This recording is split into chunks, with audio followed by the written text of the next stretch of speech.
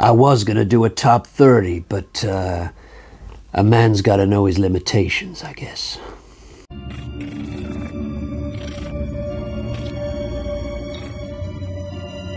Hi guys, so over the course of this year I have been stealthily watching Clint Eastwood movies with a view to doing a ranking for the great man, and I've now arrived at that video. My methodology for this was to basically go on Clint Eastwood's filmography, write down the names of all the films of his I was interested in watching, which came to 27, and then I went away and watched them. Basically, there was no way I was going to watch everything in his filmography. There's a number of Clint Eastwood films I just do not want to watch, mostly comedies and romances and some of his more, you know, random stuff that you wouldn't normally think of when you think of Clint Eastwood. But 27 films I did want to watch. Some of them I had seen previously in years gone by, some of them were new watches, and I've now gone through all 27 and I'm ready to make my video. But just to make the ranking, just to give the ranking an even number, I've decided to do 25 today. So we've got two dishonourable mentions, if you like, that don't quite make it in. One of those is Pale Rider, a western from the mid-80s. I really didn't like this film. This was my first time watching it. I think Clint Eastwood has done this type of film many times previously and done it better. That there was just very little on offer for me in this. He's not even really playing a character in this film. It's more like an idea, and I found the film really boring. I had to watch it over 2 nights. The other film that doesn't make it in is Firefox, another one of Eastwood's 80s films, more from the early 80s, I think. The first half of this film is actually really great. It's a really fun little spy film in Russia, but once Eastwood gets in the air for the dogfighting part of the movie, I just completely lose interest. It's just not my favourite type of action, and so the movie is kind of worthless to me. Now, if the whole movie had been like that first half, this might have charted quite highly today, but as it is, no, Firefox doesn't make it into the ranking either. But now it's time to move into the main list, and we'll start with the film in 25th place.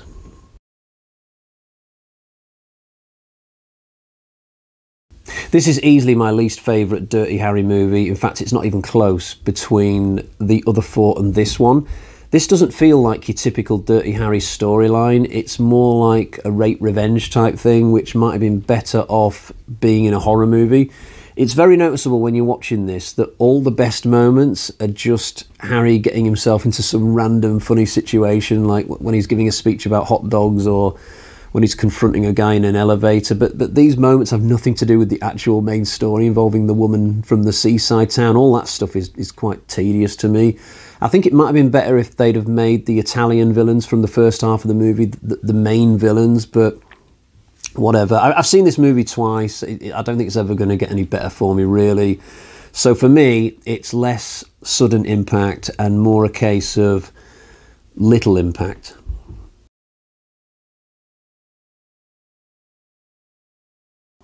This is one of 2 films Clint's done recently where he looks absolutely ancient. So there's this one, Cry Macho, which I didn't really like, and The Mule. Now, I actually wrote down The Mule on my list originally. So to begin with, I would have had 28 films for this rankings project. But once I'd seen Cry Macho, I kind of didn't really feel like watching The Mule after that. I thought it would just end up with me getting more of the same from Clint at this stage of his career. But if The Mule is better than Cry Macho, do let me know in the comments. I might be tempted to watch it at some point. Cry Macho is about a handyman, played by Clint, who goes to Mexico to bring some boy back to his dad in the States, but they end up getting trapped in Mexico because they're on the run from the law and a couple of goons. It sounds better than it is. Honestly, there's not much happening in this film. It's like a really slow-moving drama. I just wasn't that engaged with this film at any point. The plot bears more than a passing resemblance to the most recent Rambo film, but at least that has got lots of action in it. This film, not so much. It's nice to see Clint still up and about and healthy at his age, but it's not a riveting movie, unfortunately. I think Eastwood should have ended his lead role career with Gran Torino. That just felt at the time like a really good way to bow out, but for me, him coming back and still doing lead roles at 90, it's just overkill for me.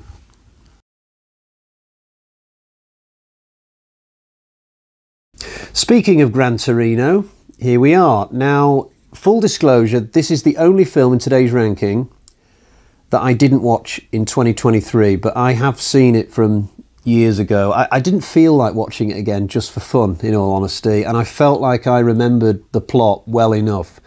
Now, this is another drama film, but definitely better than Cry Macho. I actually felt some emotion watching this. I definitely felt at the end like I'd seen the closing chapter in Clint Eastwood's mainline acting career, barring a few smaller roles that he might have gone on to do afterwards. I never would have thought at the time that he would go on to do more lead roles like a decade after Gran Torino, but this is a good film. It's solid enough. It's just not one that you're going to buy on Blu-ray and slap on every couple of years like some of his other entries much higher on this ranking.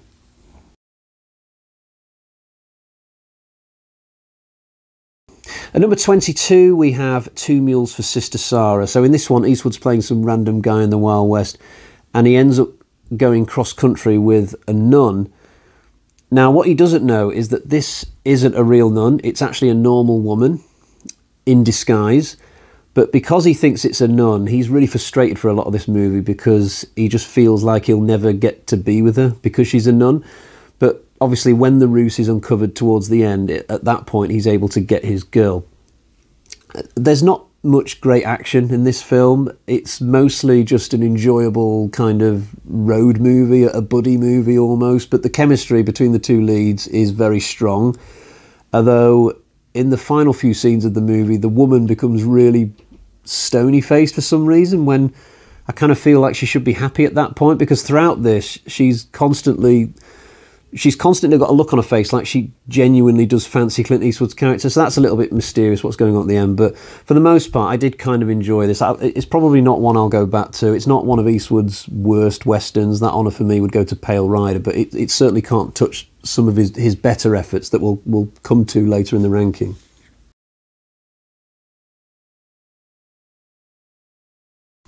At number 21, we have Heartbreak Ridge. Now, this suffers from a similar problem to Firefox, actually, in that the first half is brilliant, more than the first half, actually. Probably 2/3 of this is brilliant, I'd say. But it can't quite finish things off great, and the film suffers as a result. So in this, Eastwood plays like a drill instructor training new recruits for the army. And all that stuff is brilliant. It's so funny. It's so engaging to watch. And then these men go on a mission towards the end, but that's the part of the film which is a little bit weak. It's a little bit of a tame 15 or 20 minutes of action. I almost wonder whether they could have made this film a bit like Jarhead and just make it all about the training, all about the waiting around for action, not bring the whole thing down a little bit with some really unsatisfying mission late on.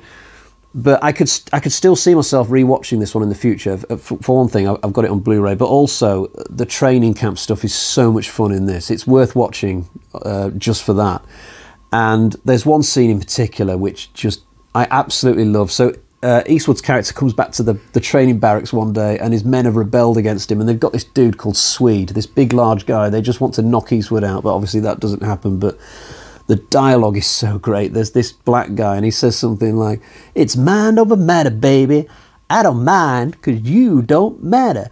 So hit the road, Jack, and don't you come back." It's just brilliant writing. And the look on Eastwood's face when all this is being said is just absolutely priceless. This film should really have come higher than 21, in all honesty. It's such a shame about that final act.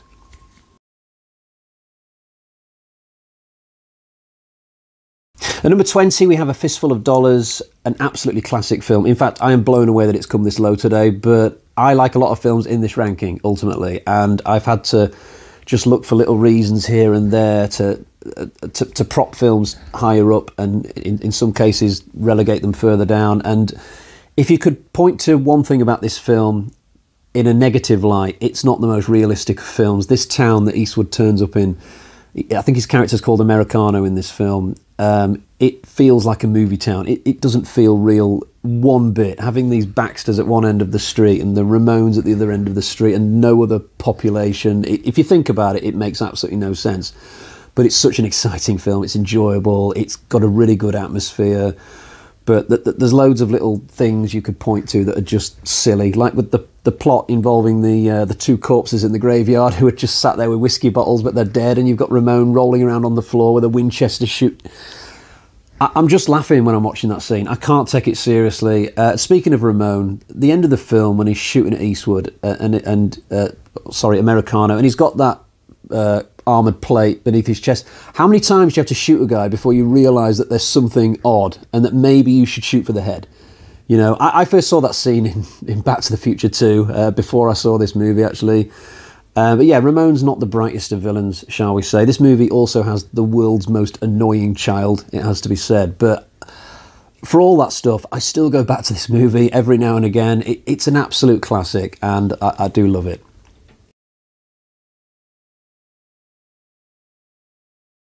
So number 19, we've got Joe Kidd. This is yet another Western. Now, I'd barely heard of this film until this year. So there were two Clint Eastwood Westerns, I think, that I watched for the first time this year. One of them was Pale Rider, which didn't end up making it into the ranking, and the other one was this one, Joe Kidd.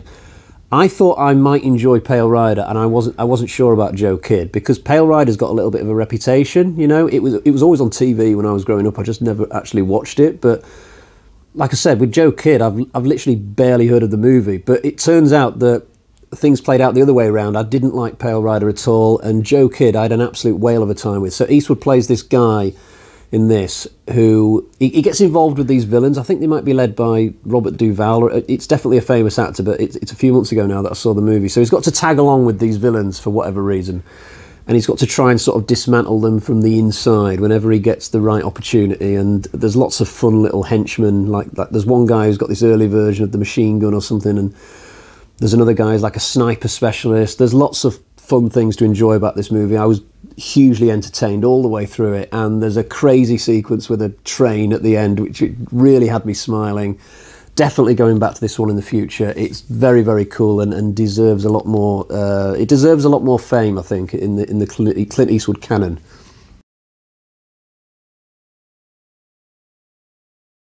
At number 18, we have For a Few Dollars More. I definitely prefer this one over A Fistful of Dollars. It's got a slightly better storyline, I think. It's a better paced film. It's a really good looking film. Like, that's one of the first ththings I think of when I think of this film, just how good looking it is, how gorgeous the cinematography is. And this one introduces a character played by Lee Van Cleef who is super, super cool. I love his relationship with whoever Eastwood's called in this one. He's not called Americano in this one. I think he gets a separate name, but I can't think what it is. In the third film, he's Blondie, and it escapes me what he's called in this one. But there's so many good sections to this movie. I love the bank robbery, and when Eastwood and Van Cleef are trying to get one up over each other, and the shootout at the end is a huge improvement over the shootout from the first film. If there's one pity, it's that they've used the same actor for the villain as they did in A Fistful of Dollars, which is really confusing. Surely they could have found somebody different, but it feels like I'm watching Ramon reborn in this film, which is it's just weird. I wish they'd have not done that, but it's a small complaint, but it's an excellent film, really, really good. I actually met somebody once who preferred this to The Good, the Bad and the Ugly, which is a brave thing to say, but I could believe it, because it's just a really, really solidly well-made film.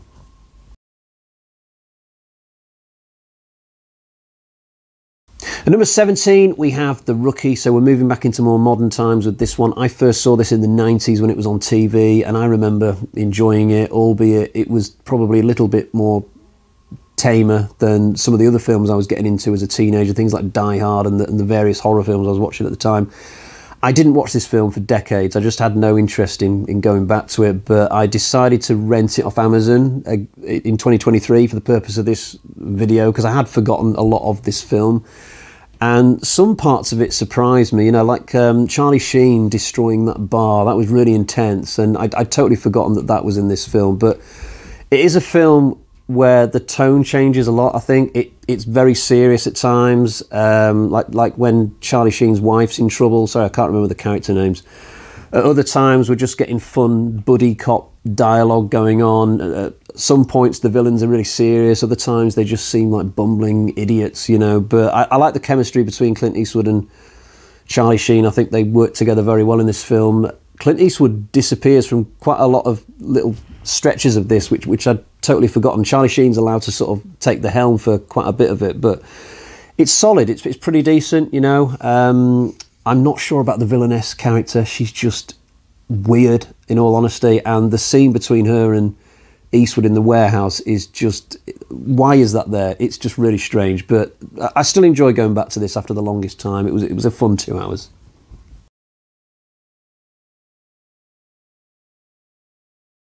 At number 16, we have The Deadpool. So this is our next Dirty Harry film on the list, and we're back into the realm of good Dirty Harry movies now after the really disappointing Sudden Impact.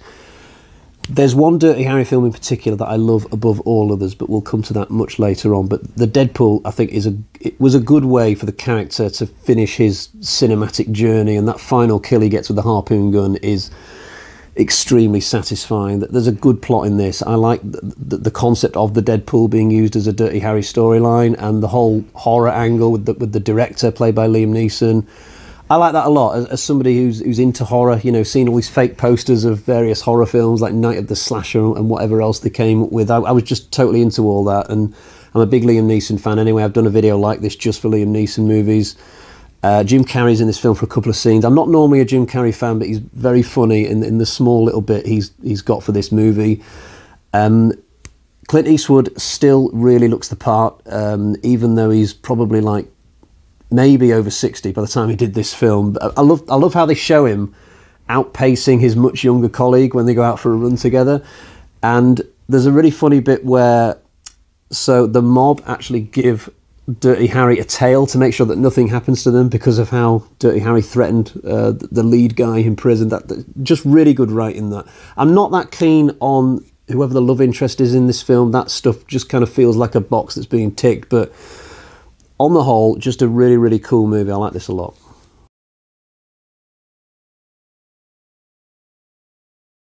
Number 15, we have In the Line of Fire, and it feels appropriate that this has placed quite close to the Deadpool because this almost feels like a 6th Dirty Harry film, but for the fact that Eastwood's character here is working for the Secret Service rather than the San Francisco police force. But the actual personality of the character feels very similar. You know, he's got that same level of cynicism, that world-weary attitude that he's got towards his colleagues, and, you know.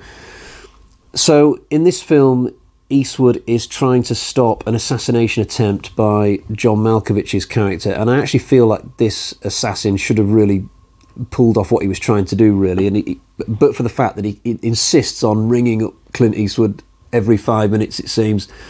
Having said that, my favourite moment in the movie is a rooftop chase where, interestingly, Eastwood can't cross this gap like Malkovich, so Malkovich has to sort of give him another chance in the movie by lifting him up. But I just felt that was a really interesting character moment.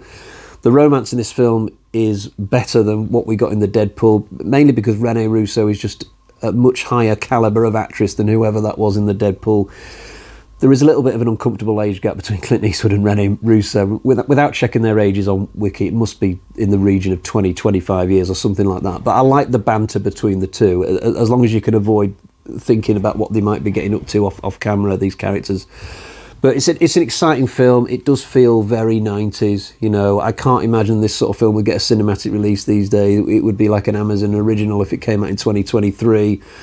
Plus, the lack of modern technology is very evident in this film. I feel like these days this type of assassin would be caught a lot quicker. It just feels like he's running the Secret Service. He's running rings around the Secret Service for so much of this, and yet he's just one man. And like I said, it's very 90s, but back in the day it made perfect sense.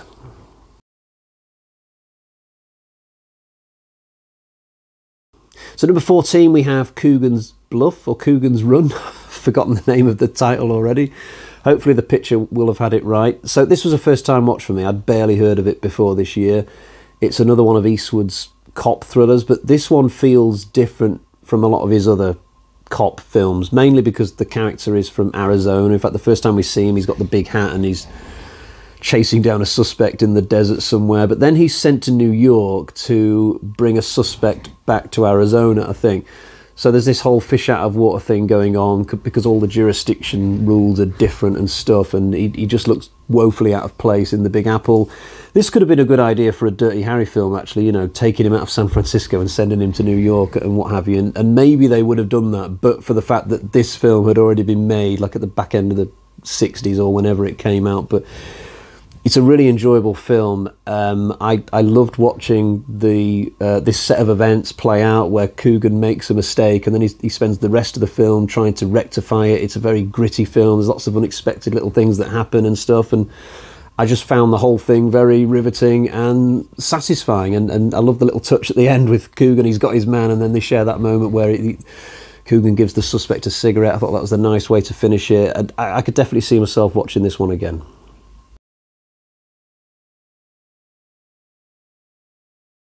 Number 13, we have Hang 'em High. Now, I saw this for the first time in the 90s. This was my first watch since then, so I've probably gone like 30 years without seeing this. There were two things that I remembered about the movie coming in. Firstly, the fact that Eastwood is falsely accused of something in the first 5 minutes and 12 guys try to hang him, but he gets out of the noose somehow. Secondly, there's this really harrowing hanging scene in the middle of this film where all these people get publicly executed, including two twins. And when I was a boy, I found this scene really difficult to sit through. It's quite a long scene. The camera lingers on this thing for quite a long time, and I wondered how I'd feel about this scene all these years later, and it's still really difficult to watch today because these boys are not entirely fully guilty. It's a real grey area, and I just feel like they certainly didn't deserve to be hung. And even watching this scene now and knowing that nobody's going to get out of this fate that's been decided for them, I was still like, come on, Clint, just ride in and rescue them or something. But no, that doesn't happen. This film isn't all sunshine and rainbows. It's not your typical revenge film where Eastwood just goes around and kills a few people and that's that. You know, there's a lot more going on in this. In fact, a lot of the revenge side of the plot is kind of skimped on. I'm sure there are some of the villains here we don't even see getting caught or killed. They're just kind of caught or killed off camera, I think. There's like a romance subplot going on. There's this whole thing with I think Jed Cooper's the name of Eastwood's character that he's playing here. There's this whole thing where he's constantly battling with this local lawman as to what's to be done about justice. Is it too heavy-handed? Should there be more of a lighter touch? And Cooper certainly doesn't fully agree with everything going on in the law world, you know, in this small town that we mostly focus on. So there's a lot of different ingredients in this film. It's quite a rich film. I definitely had a mostly different experience with it this time around, being a lot older. Probably back when I watched it as a teenager, I was just watching it for the shooting, you know what I mean? But it's a fascinating Western, and it's another one that feels very different to a lot of Eastwood's other Westerns.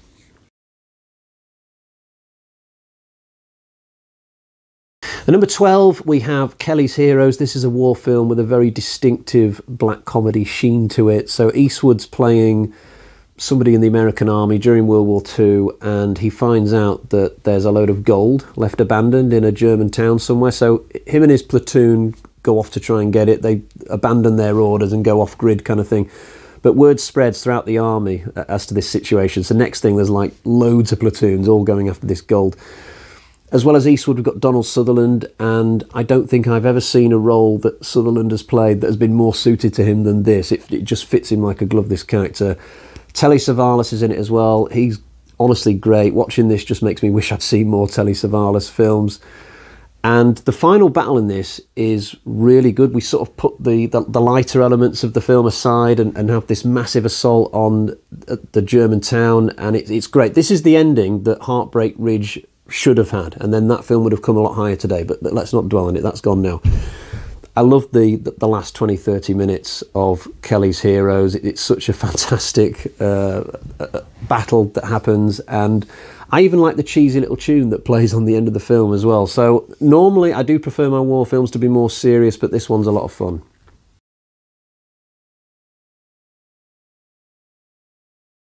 At number 11, we have Magnum Force. Funny anecdote about this film. So when I was about 6, maybe, I came downstairs when I was supposed to be in bed, and I just sort of dipped my head into the living room, and my dad was watching this film, And it was just at the moment where the cops on the motorbikes shoot all the people in the swimming pool, including some half-naked women. And I just thought at the time it was the most hideously violent and disturbing thing I had ever seen in my life. Now, I'm pretty sure that when this incident happened, I'd already seen Terminator.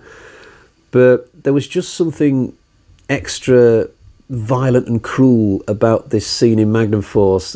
And I didn't have this impression about any scene in Terminator for some reason. But anyway, so I actually thought this film was going to do a lot better than come 11th. When I set out on this project, I thought Magnum Force would be top 4, top 5, you know, but I was a little bit disinterested watching it this time. So if you don't know what happens in this one, Dirty Harry, he chases down these cops who have decided to go rogue. They're not happy with the fact that criminals keep getting released early, or judges keep letting them off without proper punishment. So a certain number of cops, 3 or 4 of them, they take the law into their own hands and start blowing criminals away on the sly, and they try and get Dirty Harry to join their little group, but he resists. You know, I mean, Dirty Harry can't stand the legal system a lot of the time, but it doesn't mean he's going to start doing his own thing. So it's a pretty good story. It's a very logical direction for this series to take, and I have really enjoyed the film in the past.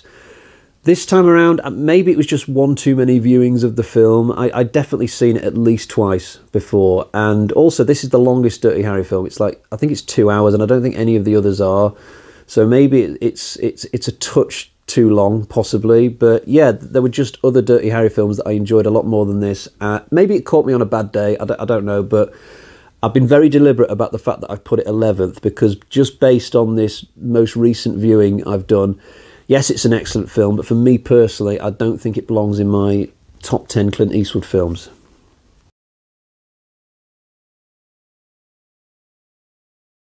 So into the top 10 we go with High Plains Drifter. This is one I saw on TV a couple of times in the 90s. It always seemed to cycle back around quite quickly in the TV listings, this one. So here, Eastwood's playing a guy with no name, I think, and he rides into this small town, and the town basically pay him to stay there a while and deal with a bunch of villains who are about to get released from prison. And all the people in this town know that these villains are going to come looking for revenge on all the townspeople. So it's a very straightforward setup. It could almost be another sequel to the Dollars trilogy, but for the fact that Eastwood's character here is a lot darker. He's a much bigger arsehole than that character from the Sergio Leone films. He randomly rapes a woman in this film, I think, and it's really out of the blue. It's very gnarly to look at, and the film kind of excuses it by just saying, I guess, well, this was the old days where occasionally men would do this. It's a little bit unsavoury to watch these days, but yeah, he is a little bit of an arsehole, this main character. He turfs everybody out of the hotel so he can have it all for himself. At the other end of the spectrum, there is an amazing scene in this where Eastwood sat on a porch and this guy is trying to kill him from behind. He's creeping up behind him, and Eastwood, very much aware of his presence, says something like, you know, you're going to look awful silly with that knife sticking out of your ass. But I love how straightforward this film is, though. It's got a really nice dark tone to it, which is interesting, and there's no movie bullshit in this. You know, when the villains turn up, they are dispatched quite quickly because they just don't expect a guy like Eastwood's character to be waiting for them.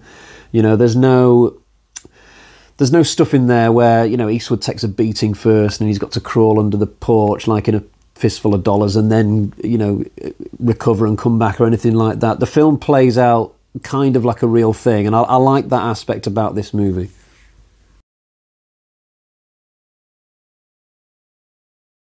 At number 9, we have Escape from Alcatraz. I've seen my fair share of prison films in my time. Shawshank Redemption comes to mind. Lock Up, Tango and Cash. I saw Mean Machine at the cinema. That was kind of funny. I think Shawshank Redemption is the one that stands out for me as probably being the best, but it's not a film I tend to go back to because it's long and it's got quite a depressing tone, I find. Yet you have to wade through a lot of emotional bullshit in that film to get to the big heroic high of an ending. Escape from Alcatraz is a shorter film, but it's more fun, I'd say, all the way through it. You know, Eastwood gets into this place, can't remember his character name, and he just sets about meeting people, planning an escape. You know, there might be a couple of moments here and there where he gets thrown into solitude or whatever, you know, has a beef with some big guy, but for the most part this is just a fun, enjoyable adventure film on Alcatraz, which isn't depressing. You know, you don't have to go to the same emotional lows in this film that you do in The Shawshank Redemption, and the end of this film doesn't annoy me anymore like it did back when I first watched it as a teenager, because when I first watched this and you get to that ending, I was kind of like, what, we don't find out what happens? But now that I'm a lot older and I know the real world history associated with this film, you know, these three guys on the raft, they did literally just disappear, and we don't have an answer as to what happened to them. I'm glad that that's reflected properly in the movie, and that they didn't just make something up to give you a happy ending, because I just find the mystery fascinating that you get at the end of this. So yeah, decent film. And I only just realised it like a few minutes ago, but there's a massive connection between this film and the next film that I'm about to talk about, but it's a complete coincidence that they're next to each other in the ranking.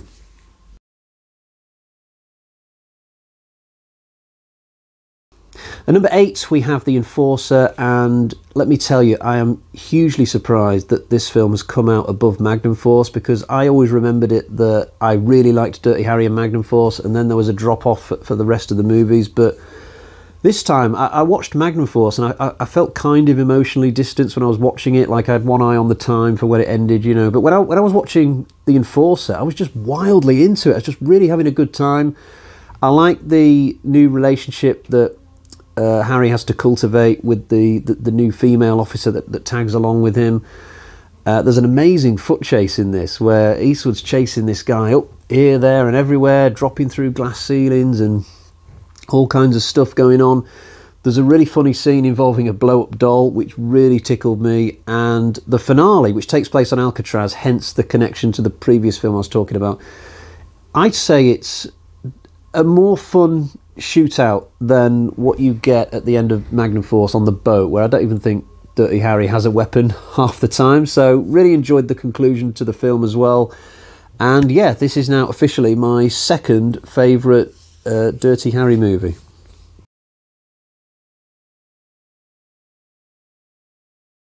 So number 7, we've got Unforgiven, and I kind of wonder if for some people I will be permanently unforgiven for not putting this film even higher, because it is regarded as a masterpiece. I think it might have won Oscars, or at least had Oscar nominations back in the day. I'm not sure on that, actually, because I don't follow the Oscars. I'm completely unaware most of the time as to which films have won Oscars, so you tell me, but I'm pretty sure that this film is very, very highly regarded. It's crazy that this was Eastwood's next Western after Pale Rider, I think. How do you go from that film to this one? Because this one is so, so good. It's not really an action kind of Western, it's more of a drama, but the dialogue is just so sharp all the way through the film. You've got some great actors in here, as well as Eastwood. You've got Morgan Freeman, Gene Hackman, and the film's got so many interesting things to say. I think it's a film that's kind of passing comment on the changing roles of women in society as you know, we move away from the Western times. There's two sort of plot threads in this that only really come together towards the end. So Clint Eastwood's in one of them and Gene Hackman's in the other one. So Eastwood's playing this guy who used to be a scoundrel, a killer, but over time he's mellowed, and the film sort of implies that a lot of that is down to the love of a woman. And then on the other side of things, we've got Gene Hackman's lawman, who is not an evil villain. He's a little bit chauvinist, and he rules this town a little bit like the Brian Dennehy character in Rambo. That's who he reminded me of anyway. You know, he's not that bad, really. He certainly doesn't fully appreciate everyone in his town, especially the women. So when this really bad situation comes around where this woman gets cut all over her face, he doesn't really deal with it properly, you know. And this causes a chain of events that come back to bite him. So this entire Western feels heavily influenced by women in all sorts of different ways. And it's nice to see women having a better role in Westerns. They're not just, you know, stood at the top of the stairs in the saloon looking nice, or walking around with a tight corset, you know. So a really different type of film. Can't really think of one that's exactly like this. It's just super, super cool, very mature film. And now that I'm talking about it, I actually wonder whether maybe I should have put it a little bit higher.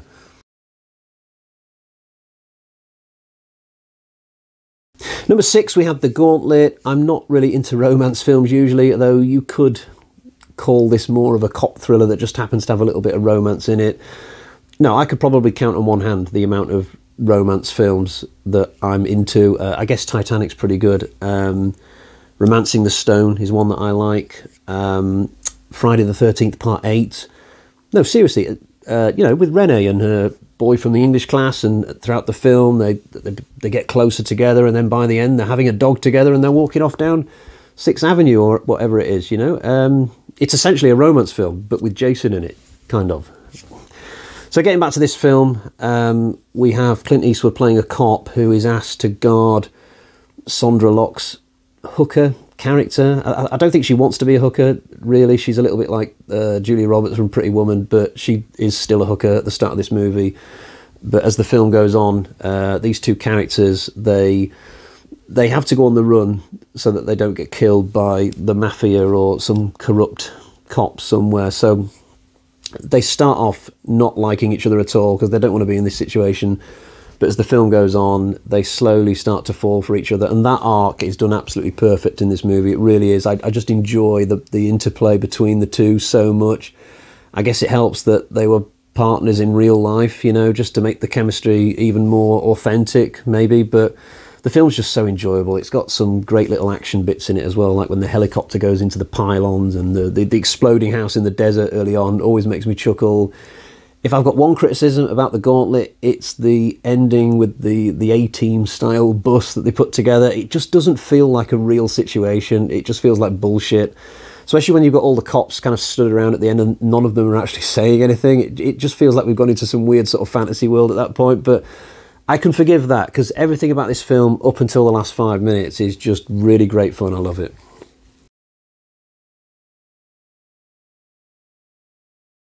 So number 5, we have The Outlaw Josie Wales. This is absolutely one of my favourite westerns now. It's yet another collaboration between Eastwood and his real-life partner. She's playing a much more shy girl in this one than what she did in The Gauntlet, although I think this movie actually came first out of the two. I don't know what it is about this actress, Sandra Locke, but every time I see her in anything, she always seems to get raped or attempted raped. So in this film, she's set upon by some bandits in like this deserty bowl area, and I can't remember if the evil deed actually goes ahead, but certainly they're ripping her clothes off, and it's a very harrowing scene to watch. But the same thing happens to her in The Gauntlet. She's on a train, and then all these hoodlums just start ripping her clothes off to try and rape her.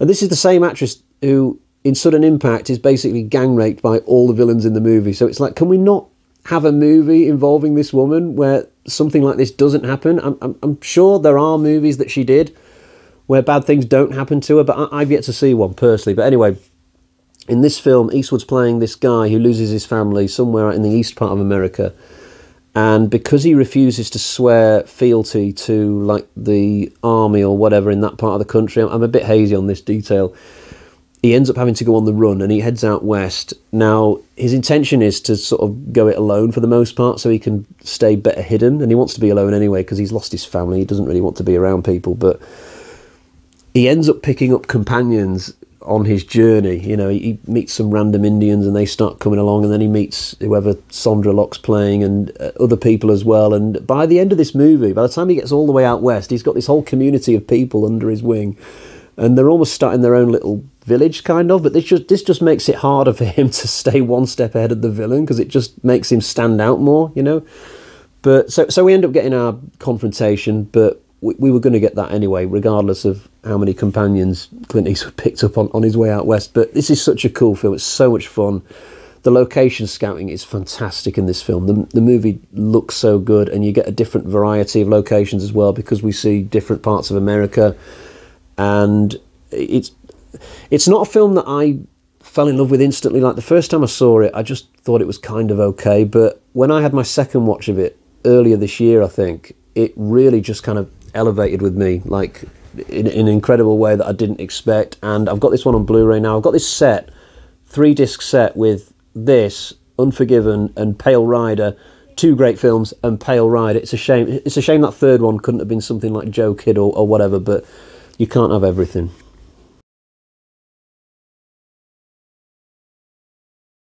At number 4, we have the Eiger Sanction. I only saw this for the first time maybe 2 or 3 years ago. I probably wasn't expecting much, but lo and behold, I stumbled across a secret classic that doesn't seem to be that well known.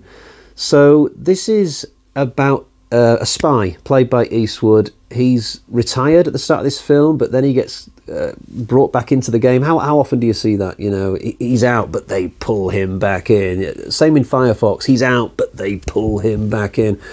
So he works for this private version of MI6, kind of, that's based in the middle of Europe. It's run by this weird albino guy who just sits in the dark. He's got a weird voice. It's proper 1970s weirdness, but it's fun at the same time. And so Eastwood gets sent on this mission to kill a mountain climber, but they don't have the information as to which mountain climber. So basically Eastwood's got to go on this expedition with three other guys, and figure out on the trip which one it is that he needs to kill. It's an interesting idea, and he can't even go on this trip straight away. First he's got to go to the Mojave Desert, I think, to train himself up on mountain climbing, because he's not done it in years.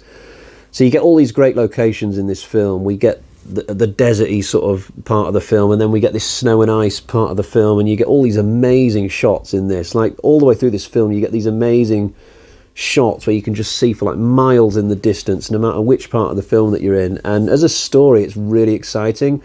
I've tried to puzzle out in my own mind why this film isn't more well known, and I guess it's because it's not the most action heavy film. You know, it's maybe not an easy film for youngsters these days to get into. It's very much an old school style spy film, but those are the best, aren't they? And you get a really good twist at the end of this, which is logical but also very hard to see coming. And the funny thing is, the second time I watched this, I'd actually forgotten what the twist was at the end of the first film. I must have been enjoying it that much. By the time it got to the end, I didn't even really care what the twist was. I was like, you do what you want at this point, I've had a good time. So when it got to my second watch, I was like just discovering the film all over again, kind of, which is weird. I've just got terrible memory, I guess. I won't forget for third viewing what happens at the end of this. But this is one to really check out if you've never seen. It's not one of Eastwood's most well known, but it's sort of become one of my favourites now.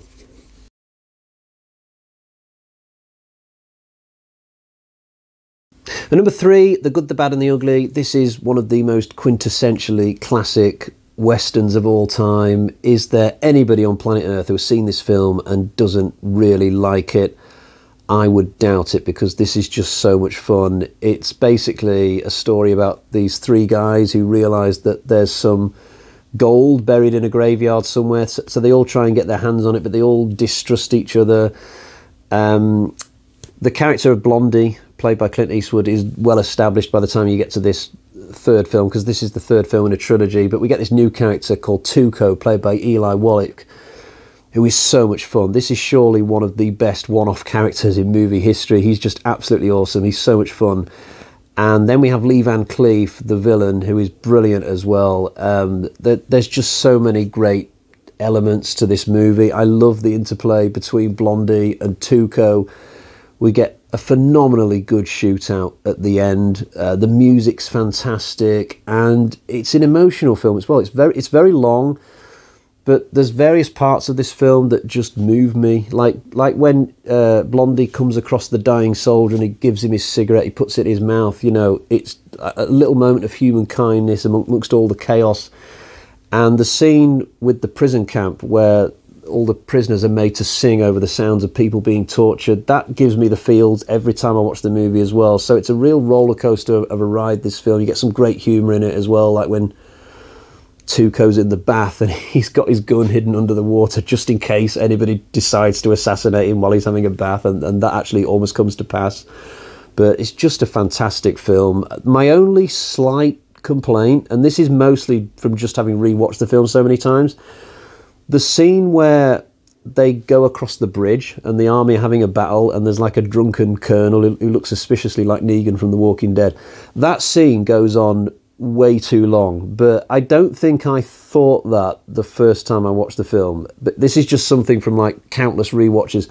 Whenever I watch the film now, that scene seems to go on forever. And also, this film was re-released at some point with extra scenes put into it, but they had to redo the sound, so they brought back Clint Eastwood and Eli Wallach to do the voices for their characters. But when they were like old men, it must have been done this in like the 2000s or something.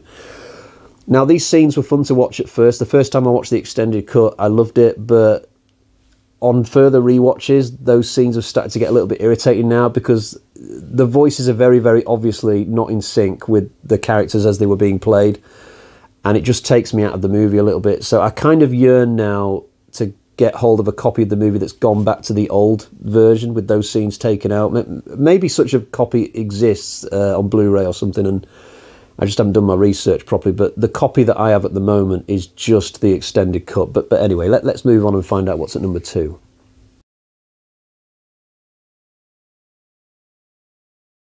At number 2, we have Dirty Harry. The more time goes by for me, the more this film just pulls further and further away from the other Dirty Harry films. This is just an extraordinarily good cop thriller.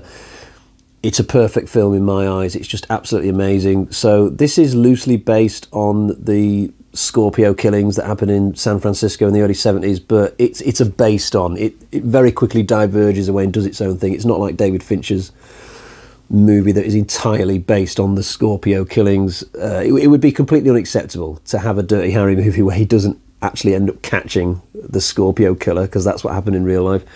So here, Dirty Harry is going after this freaky guy who's basically just picking people off randomly with a sniper rifle. So we get this game of cat and mouse throughout all of this. It's a lot of fun. My personal favourite scene is when Scorpio is bouncing Harry all over town via these phone boxes, and then when Harry finally catches up to him, Scorpio's there with this freaky red mask on in the dark, and it feels like we've gone into a horror movie for 5 minutes. But there's so many good bits and pieces in this movie, so many good little character moments for Harry as well. The classic bank robbery scene at the start where he does his did I fire 6 shots or only 5, that kind of thing. And the way that this film gets resolved at the end is extremely good. It's really satisfying how it all comes around. That same bit of dialogue that he used earlier on in the movie.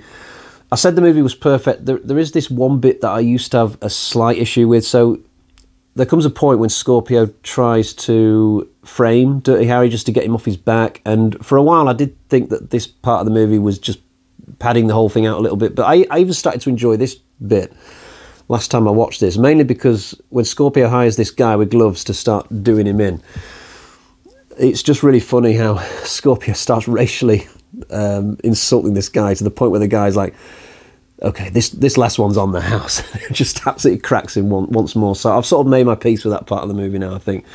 So I'm just in a position now. I just love all of this movie. It's absolutely phenomenally good, and it's very unlucky not to finish number 1 today.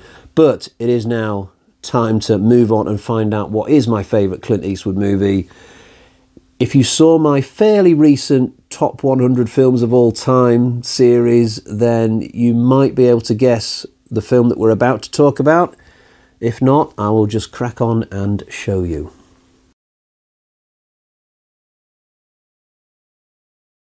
Foxtrot calling Danny Boy. So yeah, at number 1 I have Where Eagles Dare. This is officially my 3rd favourite film of all time. The only 2 films I hold in higher esteem than this are Halloween and Alien. So therefore that makes this film my favourite non-horror film of all time, if you see what I mean. And that is very impressive given the fact that I've probably seen thousands of movies in my 43 years, but I've loved this film ever since I saw it on TV in the 90s. I pretty much watch it once a year now. It's like a happy film for me. I can just put it on and I never get bored of it, honestly. So in this one, Eastwood teams up with Richard Burton, and together with a bunch of other guys, they go on this crazy mission to try and break into this German castle that's in the middle of this snowy countryside somewhere.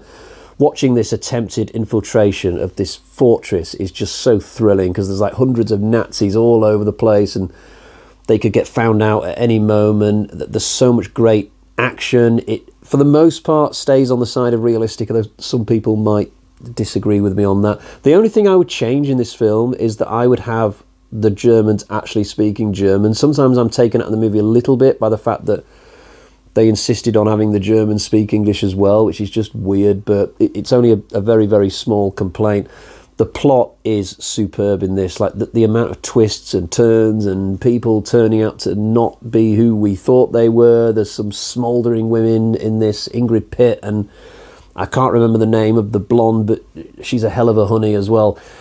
The main villain, the Gestapo guy, he is the most German-looking guy I have ever seen in my life, and yet I found out at some point that he's actually an English actor, I think, which is just weird to think, but it's such a great film. There's so many highlights, like the fight on the cable car, which looks so great for an action sequence that was filmed in the 60s.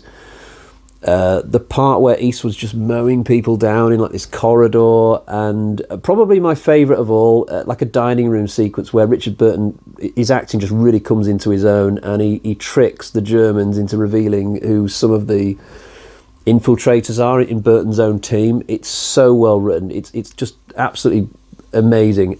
So I love this film. I just think it's so great. I've had a 30-year love affair with this movie, and it's still ongoing, and it is my number one today. I even love the cheesy theme tune. So there we are. Right, we've come to the end. That was my top 25 Clint Eastwood movies. By all means, leave your own ranking, your top 20 or top 20 or whatever you want to do in the comments below, and I will leave it there. Until next time, cheerio, bye-bye.